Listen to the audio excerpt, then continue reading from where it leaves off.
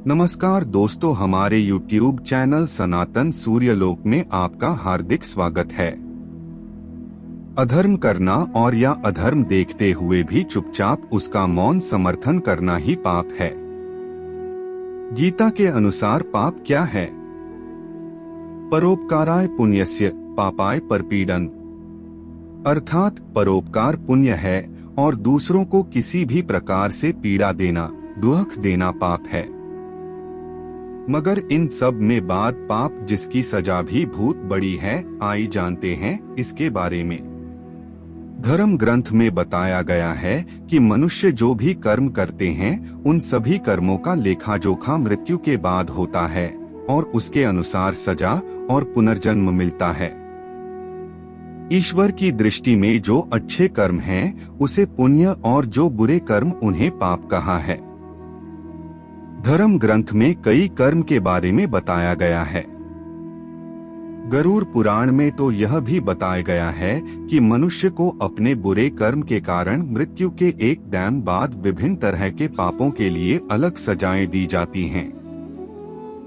गरुड़ पुराण में लिखा है कि मनुष्य जो कुछ भी बुरे कर्म करता है उन सभी बुरे कर्म की अलग अलग सजा मिलती है।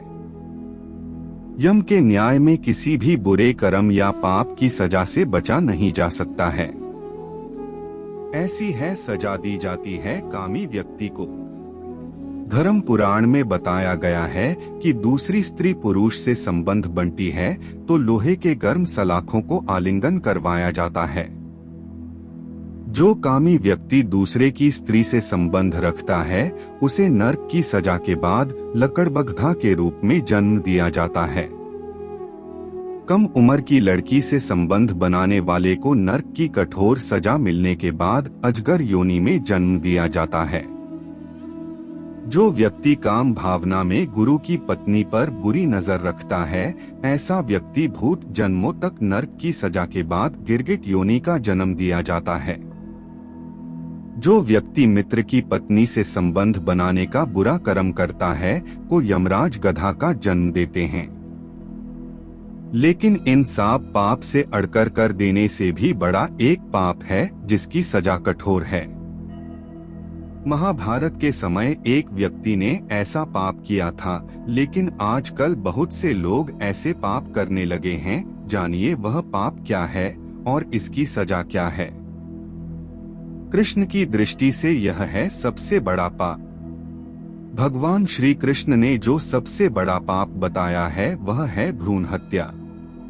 जब द्रोणाचार्य के पुत्र अश्वत्थामा ने उत्तरा के गर्भ में पल रहे पुत्र की ब्रह्मास्त्र से हत्या कर दी तब श्री कृष्ण ने उस समय ही यह घोषणा कर दी थी कि अश्वत्थामा का पाप सबसे बड़ा पाप है, क्योंकि उसने एक अजन्मे उत्तरा के पुत्र की हत्या की थी।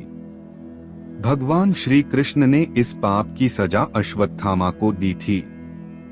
भगवान श्री कृष्ण ने अश्वत्थामा शाप दिया कि तुमने जन्म तो देखा है लेकिन मृत्यु को नहीं देख सकोगे, यानी जब तक धरती रहेगी तुम धरती पर जीवित रहना पड़ेगा और कष्ट भोगते रहोगे। भ्रूण की हत्या के लिए सबसे कठोर सजा बताई गई है और ऐसे व्यक्ति को कई जन्मों तक इस सजा का दंड भुगतना पड़ेगा।